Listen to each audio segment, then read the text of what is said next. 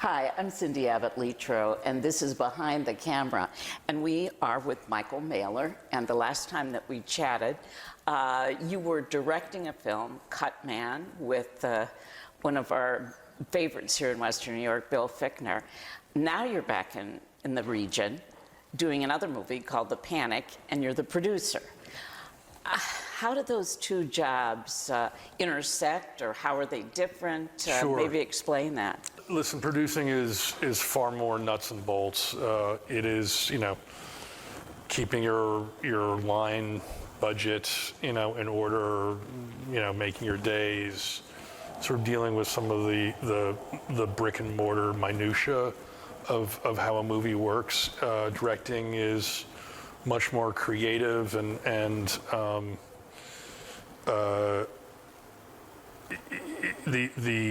you're sort of dealing with you're with universe building as a director. Well, with producing, your foundation building. Okay. When we talked last, it was in the spring of 2024, and you were putting together the Cut Man. Where is it in the line as far as, is it ready to go out in the world? Is it being edited? What's happening with it? We're doing this interview from Deep Post, which is here in Buffalo, obviously, and I'm actually editing next door. Okay. So, in fact, this week I've been able to sort of go back and forth from the edit room to the set, which is not often the case. But we're about 3 weeks away, maybe, from locking picture, and then I'll get into score and sound and color, and then I'll be done hopefully by the end of August. Okay. My plan is to submit it to a couple of festivals and then take it to market. Oh, that's great. Yeah. Well, now, The Panic. Tell me about that. The idea of it and how you ended up back here in Buffalo. Sure. Well, as you know, it's hard to keep me away from Buffalo. Well, we like to hear that. The Panic, ironically, I came up here last December with the director, Dan Adams, who's directing The Panic, to scout locations. It's a movie set in 1907. It deals with the panic in 1907. And it's an unusual time in history where the U.S. economy was on the brink of collapse. And one man stepped in to right the ship, and that was J.P. Morgan. Now, being the wily financier that he was, nothing is for free. And right. So he manipulated Teddy Roosevelt, who was president at the time, into looking the other way as he rolled up his company, U.S. Steel, into one of the biggest, not only the biggest steel company in the world, but the biggest corporation in the world. And this was in direct opposition of Roosevelt's antitrust platform, which is his, part of much of what he stood for. But I guess saving the country was more important. So, Roosevelt had to balance the sure. two, and, arguably made the right decision. Well, how do you, as a producer, decide that this story is one that needs to be told? It's such a different story than The Cut Man, which is, you couldn't be further apart in terms of the narratives. And the people that are attracted to the different stories. Yeah.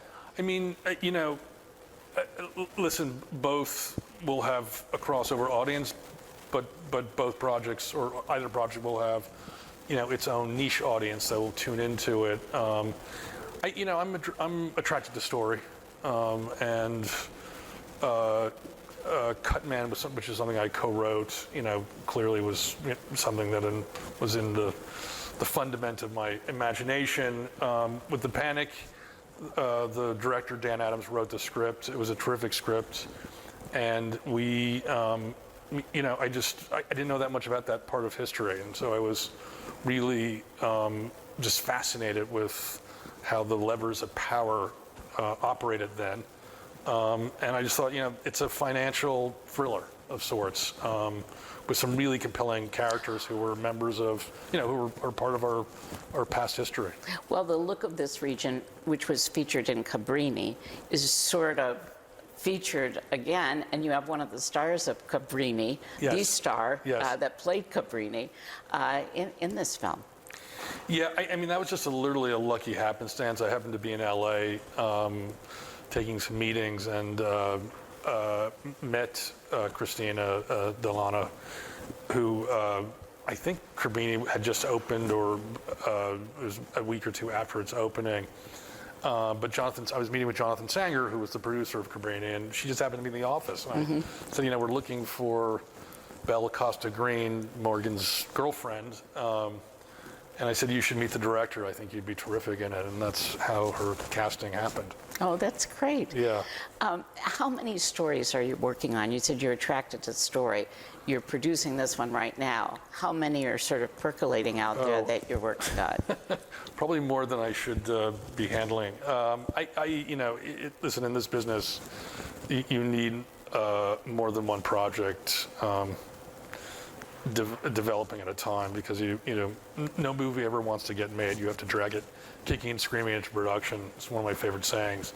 And so things happen on their own time, and so I have about 5 that I'm actively developing, and then 2 or 3 that I'm less actively developing, but that I want to make eventually. What was important is that one of the characters actually in this film is the scenery, the built atmosphere of a buffalo. The old banks, the 19th, early 20th century structures that we have. Well, it's one of the reasons why we came up here in the first place to Scab, was because we were told, and turns out to be the case, that Buffalo has done a great job of preserving its architectural history. And frankly, it's much easier to shoot 1907 Manhattan here than it is in Manhattan. So, I'm grateful that we found it, because, as I said, I came up for the Panic, ended up moving Cutman, which was going to do another part of the state. That came first, and now we're doing the Panic, so it's well, all for worked instance, out. the library. That's the famous Morgan Library. Yeah. Who knew that you would find a home that had an incredible library? Exactly. I mean, we're shooting at Larry Elia's house, and it's just in Youngstown, and it's just, it's glorious.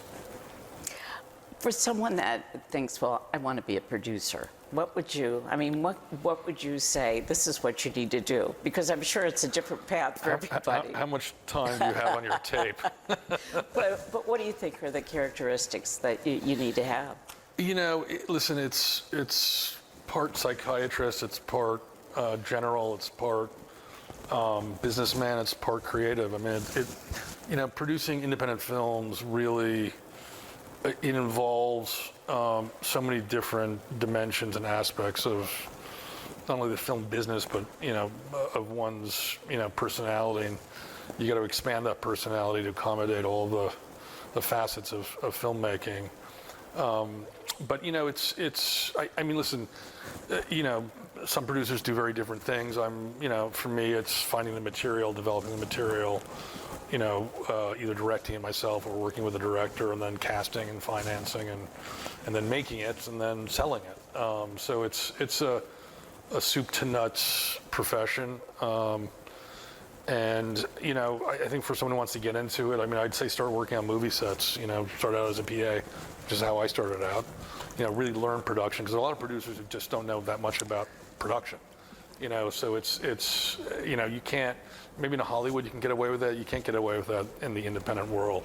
So learn how a movie is made, and then and then read a lot of scripts, learn how to develop a story, and then find something that appeals to you, that has some that you imagine to have some audience built in, ready for it. Well, it's sort of like keeping yourself open, so that depending on what the circumstance is, you sort of react to it. But good advice in many ways, in life as well as Sure. being a producer. Michael Mailer, thank you for being with us, and it's going to be very exciting. We're waiting for Cutman and The Panic, both movies that will be coming out. I'm Cindy Abbott Letro for Behind the Camera. See you next month.